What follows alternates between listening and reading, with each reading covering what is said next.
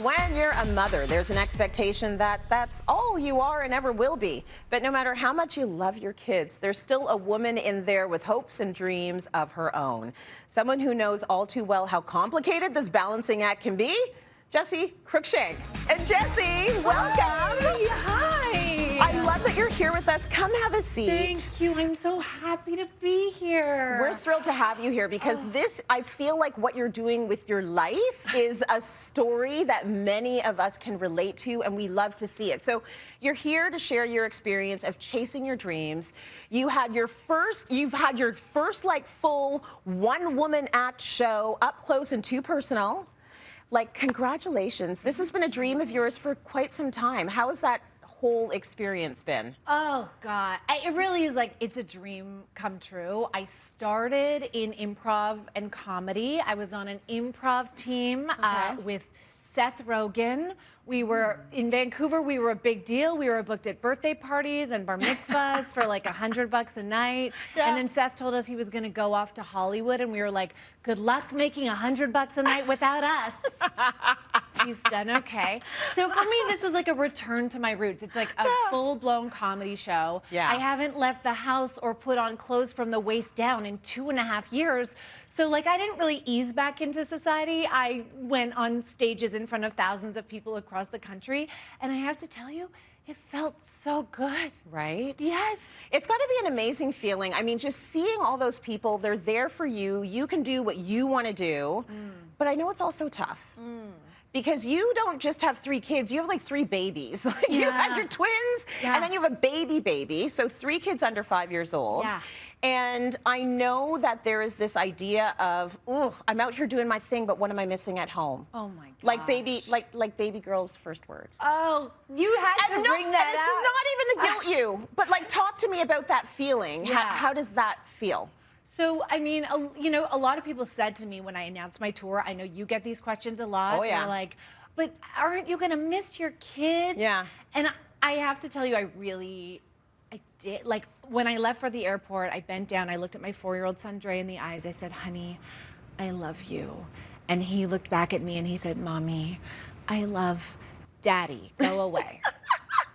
And I was like, okay, I'm going away for a month. That'll show him. Bye. And then, of course, I go away, and my 10-month-old baby says "Mama" for the first time, as if she knew. Right. And, like, I was away on Mother's Day, which was also hard, and my twins, you're going to make me cry, Tracy. My twins sent me a card, and one of them, Dre, his card said, I brought it for you, it said, "Mommy, I love you, even though you're gone."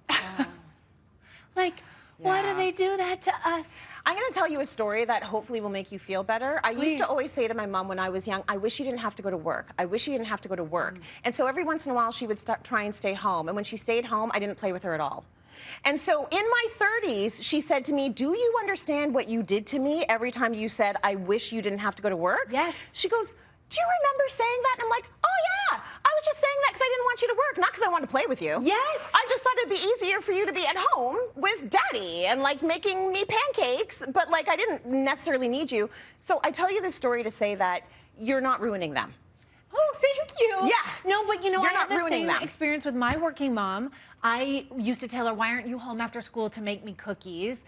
Now I shudder to think how that must have made her feel. But, like, sorry, look at us. The reasons that we are working so hard and we have dreams and we're pursuing them is because we had moms who were doing the same. That's right. And I really think, for me, that's why I do what I do, is because I grew up watching a strong mom leave every day to go pursue her dreams. Right, and I feel like it makes you a better mom. I do too. It makes you happy. Like, I want to be happy with my kids. I don't want to feel like, oh my gosh, I'm chained at home. I know, and like, think about this. Caring, loving parents, all we want is for our kids to grow up and be happy, be fulfilled, and make their dreams come true. And yet we feel guilty if we dare to want to do the same thing. I know. I don't feel like dads are necessarily put to the same standard. Absolutely not. I'm gonna ask you a question, and you please feel free to say no. Oh.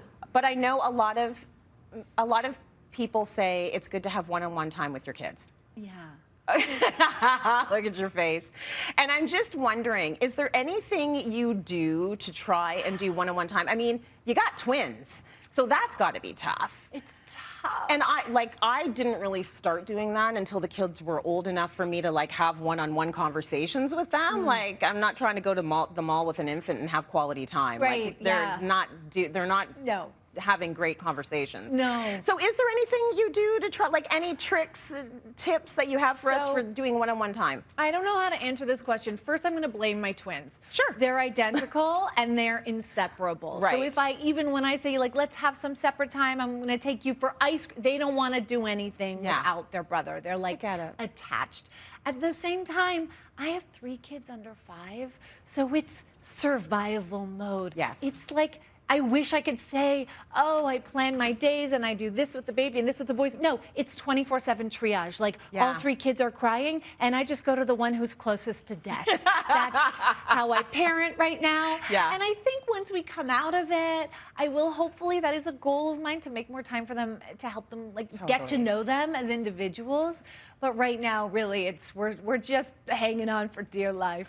It's basically who's bleeding. Okay, you child, I will pay attention and I have to you. to tell you, don't call the authorities, but most of the time it's my 10-month-old. Most of the time I hear screams and my 4-year-old twins have her like in a net. Right. She's tied up in they've kidnapped her. It's wild what goes on. You know what it's called? Resilience. That's what she's learning. She's going to be the Yes. strongest, toughest, most resilient woman Absolutely. on earth. Now, I am a big believer in the foundation of the family is actually the 2 people that got married and had the kids, or the 2 people that are together and raising the kids. And I know that this is kind of controversial. I don't think it should be, but my husband and I are really intentional about, like, he basically is stuck in 1976, if I'm going to be honest with you. Tell me more. Like, if he was a cigarette smoker and a martini drinker, he'd probably be doing that in the living room, pretending the kids didn't exist. Oh, I love him. Yeah, so he can do that. I'm not as far in that spectrum, but I also agree that if him and I are not working, it's going to be an issue for the kids. So we've been very intentional about taking a trip by ourselves every year. I know everybody can't do that. It's grandma and grandpa that allow us to do this. And during the pandemic, it's like we could not do the trip away. And it's like, I don't know if we're going to make it in this marriage. Oh. Like, that trip has become very important for the marriage. So I want to know from your perspective, are you a believer in the trying to do the partnership and sort of keep the kids sometimes at a distance so you can focus on the marriage? I mean, am I a believer in it? Yeah. Absolutely. Yeah. Do I practice it? Not currently. They're babies, that's why. They're babies. Yeah. But you're right. It's like all you need is a long weekend That's it. to reconnect. Yes. To, like, do you have a rule where you don't talk about the kids? No, we don't go that far. Okay, we try.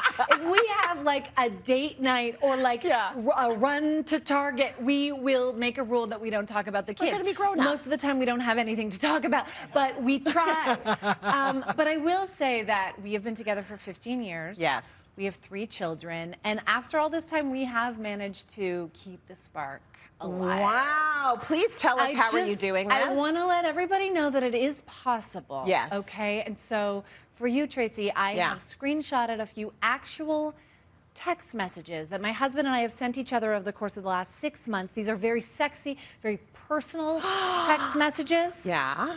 And I would like to share them with you right now. Well, I would like to hear them. Can we do that? Let's hear some This of is these gonna sexy sexts. Too hot for daytime. All right. Woo! Here we go. Get into it. Please get magic erasers at Costco. Ooh. Hot. Did you order pizza? Get a large. Ooh. Oh. Rhea flushed a giant celery stick down the toilet. Ooh. Followed up with toilet broken. Status, baby crying, kids crying. You on hole 5 of 18. Wow. So you guys are keeping it hot. We are keeping it spicy. How old is burrito in fridge? 10 days old. Throw it out. Too late, just ate it. Ooh. Just a few sets with my husband I wanted to share so that people know It is possible to keep the spark alive. Keep the spark alive. Listen, my best thing for a marriage is humor, and obviously that's what y'all are doing. You're keeping it alive through keeping it real and humor, and I totally get it. Jessi, you're awesome. Thank you. Thank you so much for inspiring us to just be your own person and live your own dreams. It's really important to do that. It's so good to see.